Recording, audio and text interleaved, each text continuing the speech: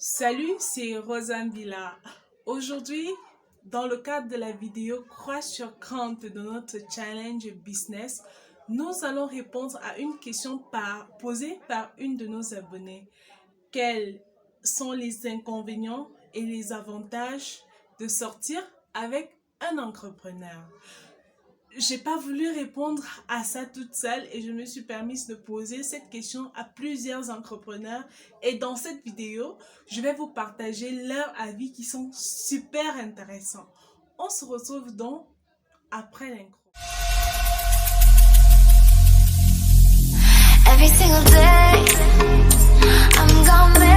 Les avis qui m'ont été donnés, j'ai pas reçu l'autorisation de publier les noms des personnes qui ont donné ces avis-là. Alors, certains avis seront donnés en anonyme. Le premier avis que j'ai reçu, c'est un monsieur qui disait que sa femme se plaint souvent du fait qu'il sort tôt et il rentre tard, qu'il est toujours sur son téléphone, qu'il voyage trop, mais elle aime quand il gère les factures.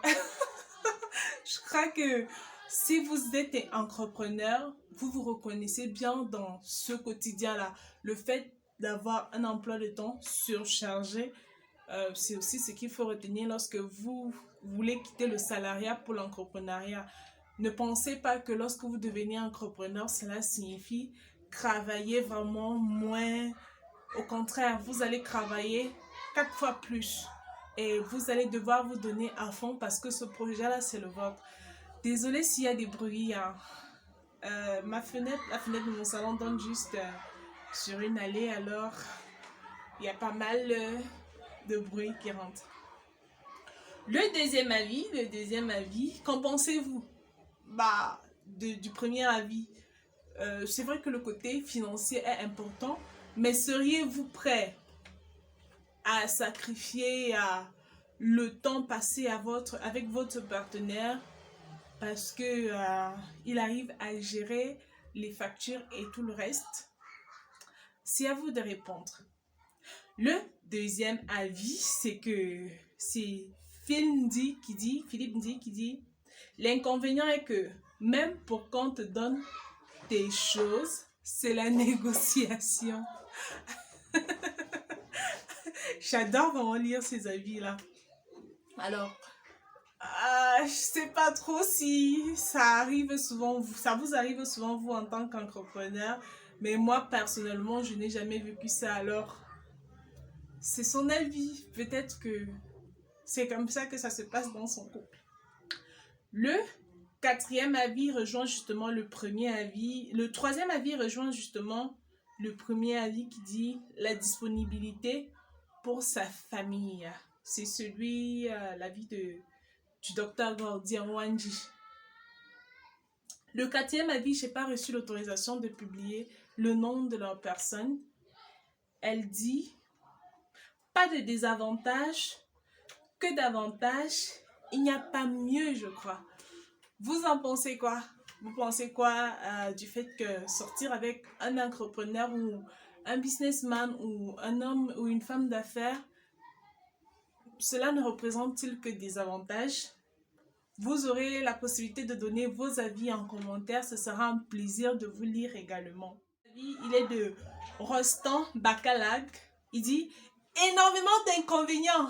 Oh, monsieur le pessimiste. Bon, je ne dis pas qu'il est pessimiste. Voilà.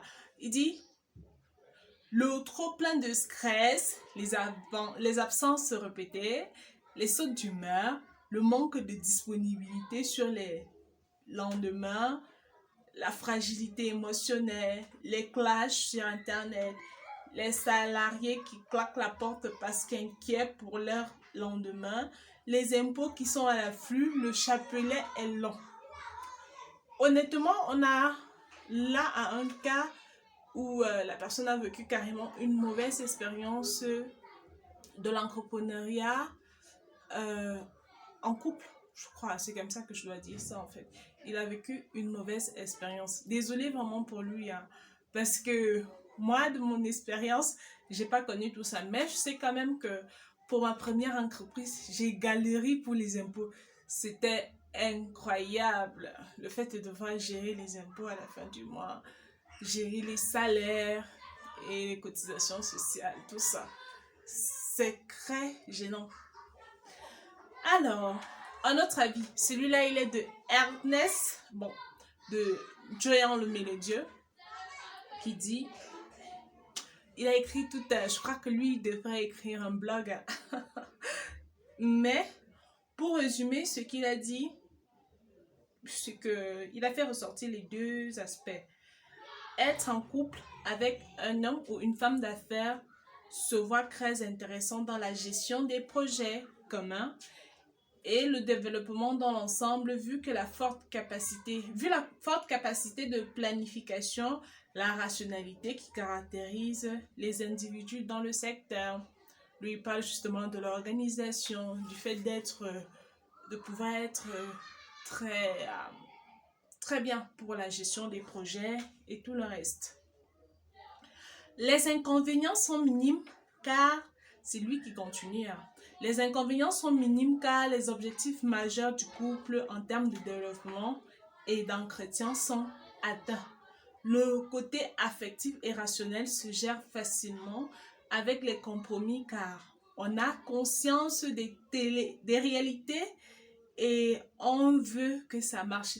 Je crois que j'ai vraiment besoin de porter mes lunettes. Seuls les paresseux trouveront un handicap dans ce contexte. C'est mieux pour eux ou elles de laisser et passer à autre chose. En gros, il dit que il y a tellement d'avantages de sortir avec un entrepreneur, un homme ou une femme d'affaires que ceux qui trouvent des inconvénients sont des paresseux. Vous pensez quoi de la vie de Joyan le Mélodieux?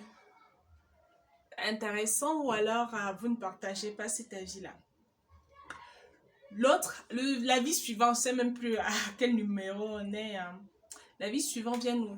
Stella Ango qui dit: je trouve ça super. J'aime voir mon conjoint toujours en train de chercher à se surpasser.